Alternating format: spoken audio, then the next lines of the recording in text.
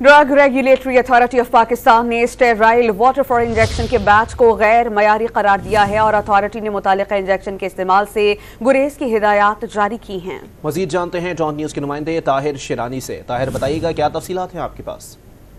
देखें, जो drug regulatory authority of Pakistan की जानिब से अलर्ट जारी किया है उसमें ये कहा गया है कि सेंट्रल जो ड्रग लेबॉर्ट्री कराची है उनकी जानिब से स्टीराइल वाटर फॉर इंजेक्शन के सैंपल के बारे में ड्रैब को आगाह किया गया, जिसके बाद ड्रैब की जानिब से इस अद्वियात को गैर मयारी करार देने का अलर्ट जारी किया गया है।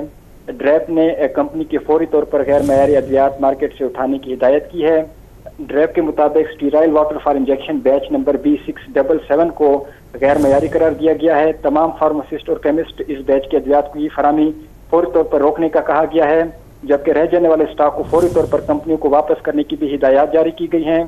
ड्रैब के मुताबिक स्टीराइल इंजेक्शन का manufacturer ISIS pharmaceutical and chemical works Karachi है और स्टीराइल वाटर इंजेक्शन की मैन्युफैक्चरिंग अगस्त 2023 और एक्सपायरी अगस्त 2026 है। इस हवाले से जो ड्रैब ने अहकाम जारी किए हैं उसके मुताबिक फौरी तौर पर ये इंजेक्शन को है वो गैर मयारी करार देकर मार्केट से उठाने की हिदायत की गई है। जी, बहुत शुक्रिया ताहिर शिरानी अपडेट करने के लिए।